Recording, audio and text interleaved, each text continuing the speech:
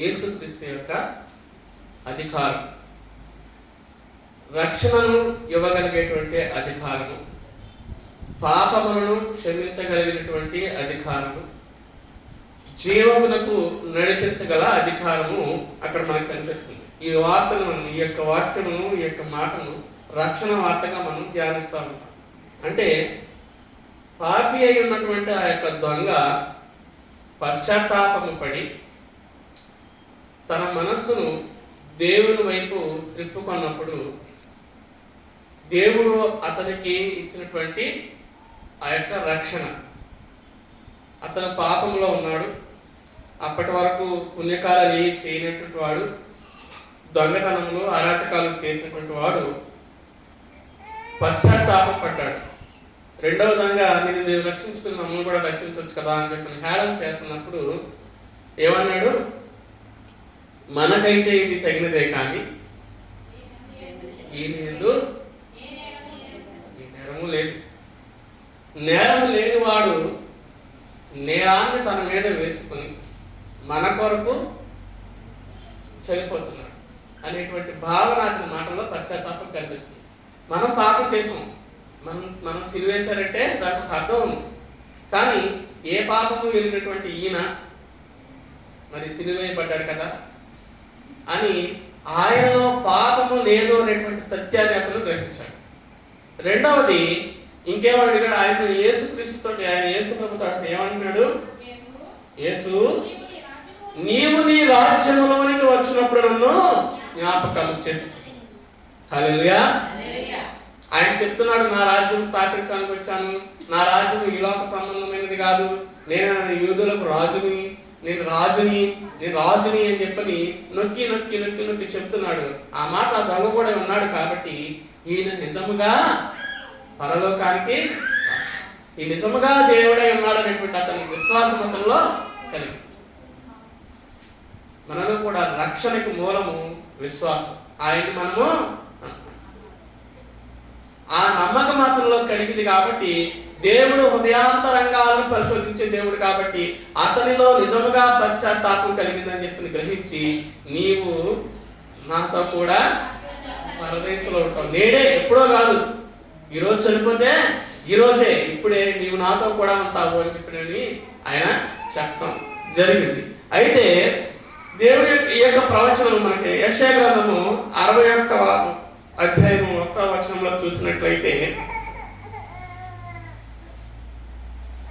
యెషయా గ్రంథము 61వ అధ్యాయం 1వ వచనము, ప్రభువుకు యెహోవా ఆత్మ నా మీదికి వచ్చి ఉన్నది, దీనులకు సువార్తమానము ప్రకటించుటకు యెహోవా నన్ను అభిషేకించెను, నలిగిన హృదయము గల వారిని దృఢపరచుటకును, చెరలో ఉన్న వారికి విడుదలను, బంధించబడిన వారికి విముక్తిని ప్రకటించుటకును, యెహోవా హితవత్సరమును మన దేవుని ప్రతిదండ దినమును ప్రకటించుటకు, దుఃఖాక్రాంతులను ఓదార్చుటకు, సియోనులో దుఃఖించే వారికి ఉల్లాస వస్త్రములు ధరింపచేయడానికి, బూడిదకు ప్రతిగా పూదండను, దుఃఖములకు ప్రతిగా ఆనంద తైలమును, భారభరితమైన ఆత్మకు ప్రతిగా స్తుతి వస్త్రమును వారికి ఇచ్చుటకు ఆయన నన్ను పంపి ఉన్నాడు. హల్లెలూయా, హల్లెలూయా. యేసయ్య ఎందుకు వచ్చాడు? ఇవన్నీ చేయడానికి వచ్చాడు. ఇక్కడ దొంగ ఏమై ఉన్నాడు? పాపం చేసి ఉన్నాడు. ఇక్కడ దొంగ పాపానికి బందీ అయి ఉన్నాడు. ఈ దొంగ పాపము వలన మనుషుల చేత నలగబడబడ్డాడు. అన్ని రకాలుగా కూడా బంధింపబడినటువంటి వ్యక్తి యొక్క దొంగ. అతన్ని ఎవరు విడిపించారు? యేసయ్య విడిపించాడు. హల్లెలూయా. ఆయన యొక్క ప్రధానమైనటువంటి ఎజెండా అంటే ఆయన ప్రధానమైన లక్ష్యం ఏంటి? మనలను బంధకముల నుంచి విడిచేయడం, రక్షణలోనికి నడిపించడానికి, పాపములో నుంచి విడుదల కలిగించి మరణము నుంచి నిత్య జీవములోకి మనం నడిపించడానికి ఆయన ఒక ప్రణాళికతో ఇక్కడికి వచ్చాడు. ఆ యొక్క ప్రణాళికను యేసుక్రీస్తు తనలో తాను నిర్మించాడు. హల్లెలూయా, హల్లెలూయా. ఆ బంధించబడేటువంటి వారిని విడిపించడానికి వచ్చాడు. ఆ మాట ఆయనే స్వయంగా ప్రధాన యాజకుల యొద్ద తీసి చూపించాడు. చూద్దాం, చూడండి. లూకా సువార్త 4వ అధ్యాయము ప్రభువు ఆత్మ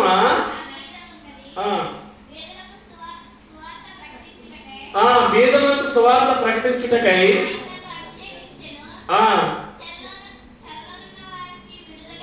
చెరలోనున్న వారికి విడుదలను, గుడ్డు వారికి చూపు. చెరలోనున్న వారికి విడుదల కాదు. మనం ఏ చెరలో ఉన్నామండి? ఏ చెరలో బంధించబడి ఉన్నాం? పాపం అనే శరీరాశ, ఈ లోకంలో ఉన్నటువంటి విషయాల మీద ఆశ, వీటన్నిటి చేత మనం ఏమైపోయినాం? బంధించబడుతున్నాం. వాటిలో నుంచి మనం బయటికి రాలేనటువంటి స్థితిలో ఉన్నప్పుడు వాటి నుంచి విడుదల కలిగి చేయడానికి ఆయన తన యొక్క రక్తాన్ని మన కొరకు చిందించాడు. మనల్ని పాపం నుంచి విడుదల చేసేటువంటి అధికారము యేసు క్రీస్తుకు తప్ప ఎవరికి లేదు. ఆ అధికారాన్ని అక్కడ చూపిస్తున్నాడు. నేడు నీవు నాతో కూడా దేశంలో. ఆయన రాజు కాబట్టి, ఆయన దేవుడు కాబట్టి, ఆయన సర్వశక్తుడు కాబట్టి ఆ యొక్క అధికారం చేత చెప్పగలిగాడు. ఉదాహరణకు ఒక రాజుగారు ఉన్నాడు, రాజుగారు కొడుకున్నాడు. రాజుగారి ముద్ర రాజు దగ్గర ఉంటుంది కదా, రాజు కొడుకు దగ్గర ఉండదు కదా. నువ్వు ఎవరన్నా బందీ చేసిన వాడిని విడిపించమని రాజుగారు కొడుకు చెప్తే ఇంకా ఎవరు చెప్పాలి? రాజే చెప్పాలి. ఇక్కడ రాజు ఎవరు? యేసయ్య. హల్లెలూయా, హల్లెలూయా. ఆ అధికారము ఆయనకే ఉంటుంది, లేదా ఆయన ద్వారా ఆయనలో ముద్రించబడిన వారికి, ఆయన చేత అభిషేకించబడిన వారికి మాత్రమే ఉంటుంది. అంతేనా కాదు? రాజుగారు ఎవరినైతే తను నియమించుకుని ఇతనికి అధికారాలు ఇచ్చారని చెప్తాడో వారి ద్వారా మాత్రమే ఉంటుంది. కాబట్టి ఆయన చనిపోయి లేచిన తర్వాత మనల్ని పాపం నుంచి విముక్తులు చేసి మనకు కూడా ఏం ఇచ్చాడు? పరిశుద్ధాత్మ శక్తి చేత మనల్ని అభిషేకించడానికి ఆయన నిశ్చయించు. కానీ పాపమును క్షమించే అధికారం మాత్రము ఆయనకి. హల్లెలూయా, హల్లెలూయా. కాబట్టి బంధించబడినటువంటి వారిని విముక్తి కలిగించడానికి ఆయన ప్రణాళిక చేసుకుని వచ్చాడు. ఆ యొక్క ప్రవచనాన్ని యేసుక్రీస్తు తనలో నెరవేర్చుకోవడం జరిగింది. ఎందుకంటే ఆయనలో ఏ పాపము లేదు. మన కోసమే ఆయన పాపిగా, మన అతిక్రమములను బట్టి ఆయన నలగబడ్డాడు. హల్లెలూయా. ఆ విషయాన్ని దొంగ గ్రహించాడు. ఏం చేసి దొంగ? ఆయనలో సాన్నిహిత్యం లేనటువంటి వాడు, ఆయన గురించి ఆయనతో నడవనటువంటి వాడు ఆ దొంగ గ్రహించాడు. మరి మనము గ్రహించలేమా? మనము గ్రహించలేమా? ఈ యొక్క నామకార్థమైనటువంటి స్థితిని విడిచిపెట్టి నిజమైనటువంటి రక్షణార్థమైనటువంటి జీవితంలోనికి మనము నడవలేమా? నడవలసిన వారిని ఉన్నామని దేవుని యొక్క వాక్యం మనల్ని హెచ్చరిస్తుంది. హల్లెలూయా. 2వ కొరింథీయులకు రాసినటువంటి పత్రిక, కొరింథీయులకు రాసినటువంటి 2వ పత్రిక 5వ అధ్యాయము 21వ వచనము.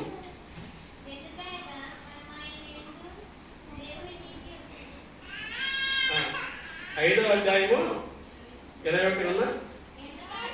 ఎందుకనగా మనము ఆయన యందు దేవుని నీతి ఎగునట్లు పాప మెరుగని ఆయన మన కోసము, ఆయనను మన కోసము పాపముగా చేశాడు.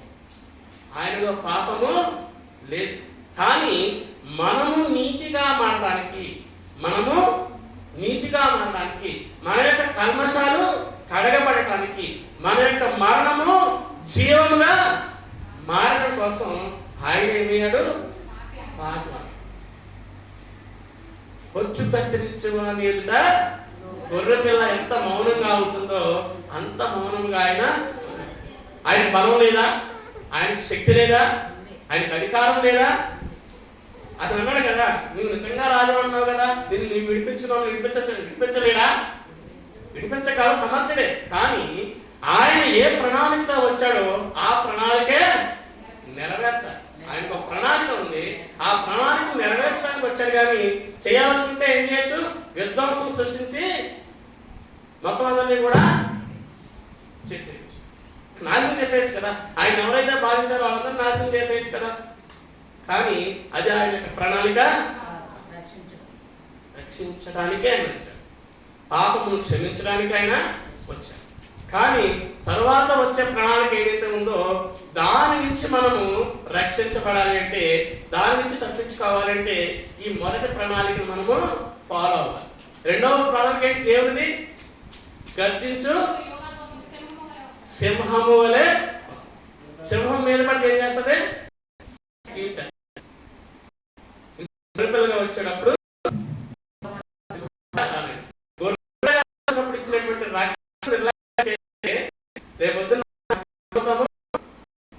ఎంత గొప్ప రక్షణ ఇచ్చాడు, ఎంత గొప్ప రక్షణ వార్త మనకి ఇచ్చాడు. మనం కూడా మన యొక్క మనస్సును ఆయన తిప్పుకుని సంపూర్ణంగా మారు మనస్సుకు తగినటువంటి ఫలాలు ఫలించినప్పుడు నిత్య జీవనానికి మనం నడిపిస్తాడు. దానిని నిర్లక్ష్యం చేస్తే క్షమించే నిత్య నరకాగ్నిలోనికి మనల్ని నిర్దాక్షిణ్యంగా. ఇప్పుడు ఎంత కనికరంతో వచ్చాడో అంత కఠినంగా రాబోతున్నాడు. హల్లెలూయా. ఇది అనుకూల సమయము. ఆ దొంగకి అది అనుకూల సమయము.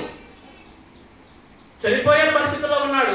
మనం చాలా మంది అడుగుతూ ఉంటారు, రక్షణ పొంది మారు మనసు పొంది బాప్తిస్మం తీసుకుని ఎన్ని చేసినోడే వెళ్తారన్నారు. మరి దొంగకి ఎలా డైరెక్ట్ గా పరలోకంలో చోటు ఇచ్చారంటే, అతనికి చావు బతుకుల మధ్య చనిపోయే స్థితిలో ఉన్నాడు. అప్పుడు అతనికి బాప్తిస్మం ఇచ్చి ఎన్ని చేయడానికి టైం లేదు.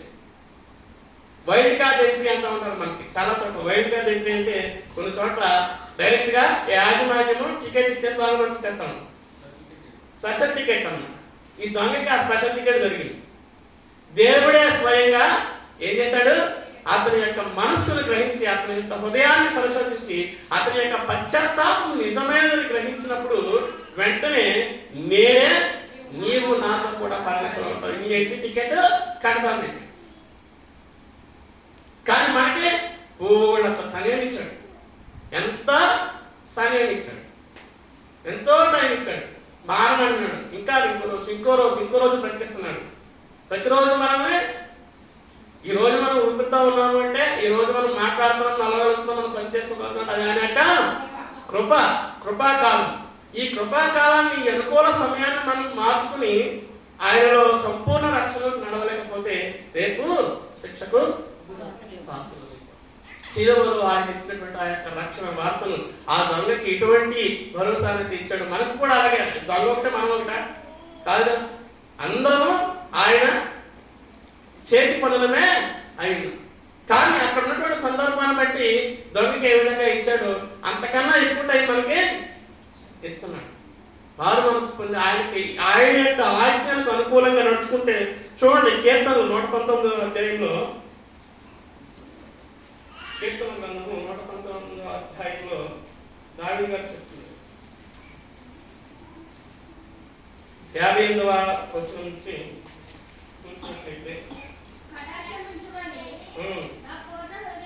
నా పూర్ణ హృదయంతో నిన్ను బతిమాలు కొడుచున్నాను, నీవిచ్చిన మాట చొప్పున కరుణించును, నా మార్గములను నేను పరిశీలన చేసుకుంటే, నీ శాసనముల తట్టు మరణ కొట్టిని, నీ ఆజ్ఞలను అనుసరించుటకు నేను జాగు చేయక త్వరపడితిని, భక్తిహీనుల పాశములను చుట్టుకొని నీ ధర్మశాస్త్రమును నేను మరవలేదు. హల్లెలూయా, హల్లెలూయా.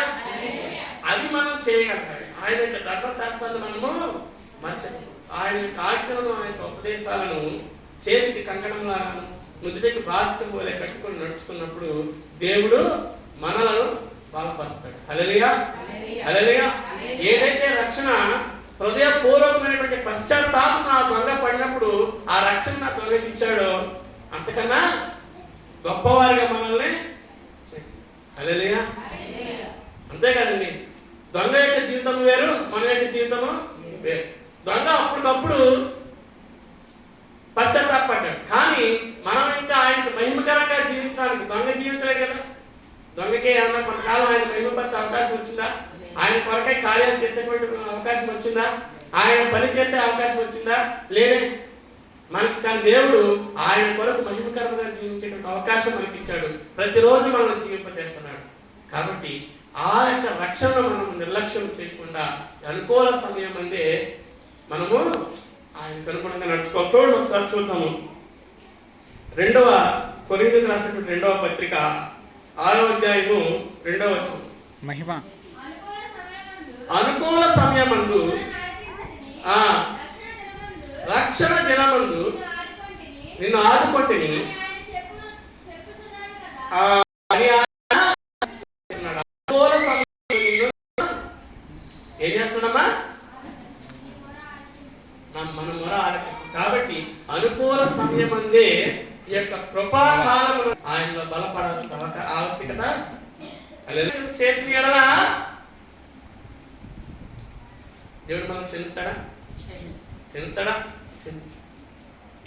మన కొరకు చనిపోవునంతగా మనల్ని ప్రేమించాడు, మన కొరకు ప్రాణము పెట్టినంతగా మనల్ని ప్రేమించాడు. అంత గొప్ప ప్రేమని మనం ఏ విధంగా నిర్లక్ష్యం చేస్తాము? చేయబుద్ధి అవుతుందా? అంతే కదా. ఇప్పుడు ఎవరైనా మనకి బహుమతి ఇస్తారు, గిఫ్ట్ ఇచ్చారు. ఆ గిఫ్ట్ ఇచ్చినప్పుడు ఆ ఇచ్చినటువంటి వ్యక్తిని మనం ప్రేమించినట్లయితే దాన్ని చాలా జాగ్రత్తగా దాచు, లేకపోతే అక్కడక్కడ దొరుకుతూ ఉంటే కొంతకాలం పాడేయండి. అంతేనా? అంతే కదా. అది గొప్పగా మనము ఆ యొక్క బహుమతిని గొప్పగా మనం భావించలేదు. ఆ ఇచ్చినటువంటి వ్యక్తికి మనము విలువ ఇవ్వలేదు. యేసుక్రీస్తు మన కొరకు రక్షణను బహుమతిగా ఇచ్చాడు. హల్లెలూయా. ఆయనను మనం ప్రేమిస్తే ఆ యొక్క రక్షణను నిర్లక్ష్యం చేయకుండా ఉంటాం. ఆయన మనం ప్రేమించలేదు అనుకోండి, రక్షణని నిర్లక్ష్యం చేశామంటే ఆయన మనం ప్రేమించలేదు. ఎప్పుడైతే దేవుని మనం ప్రేమించలేదో ఆత్మీయంగా మనము పడిపోతున్నట్టుగానే ఉంటుంది. ఎప్పుడైతే ఆత్మీయంగా పడిపోయామో పాపంలో పడిపోతాం. పాపము వలన వచ్చే జీతము రక్షణకి జీవానికి మరణానికి మధ్య ఉన్నటువంటి సంబంధం. రక్షణను నిర్లక్ష్యం చేస్తే మరణము, దాన్ని కాపాడుకుంటే హల్లెలూయా. ఆ రక్షణను దేవుని యందు నమ్మిక ఉంచి ఆయన రక్షిస్తాడని, ఆయన అధికారం గలవాడని, ఆయన ప్రేమించేవాడని, ఆయన క్షమించగలని కరుణామయుడని దొంగ ఆ యొక్క శిలువలో ఆ క్షణంలో చేశాడు. కాబట్టి రక్షణకు హల్లెలూయా. ఆ నమ్మకం, దొంగలో ఉన్న నమ్మకం మనలో లేదా? దొంగలో ఉన్నటువంటి నమ్మకం మనకి లేదా? ఇంతకాలం నుంచి ఆయన ఆరాధిస్తున్నాను మనకు లేదా? తప్పనిసరిగా కలిగి ఉంటాడు. హల్లెలూయా, హల్లెలూయా. కాబట్టి ఈ యొక్క వాక్యం ద్వారా ఒకటి, దేవుడు పాపికి రక్షణను కలిగించినటువంటి విషయం, రక్షణ వార్తను చూస్తున్నాము. దేవుడు పాపమును క్షమించగలిగినటువంటి అధికారము యేసుక్రీస్తుకు మాత్రమే ఉందని మనము తెలుసుకుంటున్నాము. మూడవదిగా ఆయన తన యొక్క మరణ స్థితిలో కూడా ఏ పని మీద అయితే ఆయన ఇక్కడికి పంపబడ్డాడు, ఏ పని మీద అయితే తాను ఇక్కడికి శరీరధారిగా వచ్చాడు, కృపా సత్య సంపూర్ణుడిగా మన మధ్య నివసించడానికి వచ్చాడు, ఆ పని ఆయన మర్చిపోలేదు. గాయములు పాలైనప్పటికీ, దెబ్బలు తింటున్నప్పటికీ, అవమాన బాధలు ఉన్నప్పటికీ కూడా మనుష్యులకు రక్షణ ఇవ్వాలనేటువంటి కర్తవ్యాన్ని యేసయ్య మర్చిపోలేదు. హల్లెలూయా, హల్లెలూయా. కాబట్టి ఆ యొక్క పాపిని రక్షించాలి, తన మనస్సును త్రిప్పుకొని పశ్చాత్తాపడి ఆయన ఎవరైతే నమ్మకించారో వాళ్ళు కాపాడాలనే కర్తవ్యాన్ని యేసయ్య మర్చిపోలేదు. హల్లెలూయా, హల్లెలూయా. ఆయన చేసినటువంటి వాగ్దానాన్ని నెరవేర్చడానికి సమర్థుడు. ఆయన వాగ్దానం చేసిన దేవుడు చూడండి, ఒకసారి చూద్దాము. యోహాను రాసినటువంటి మొదటి పత్రిక 2వ అధ్యాయము 25వ వచనం.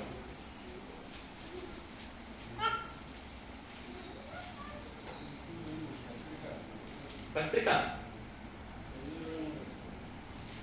1:2:20.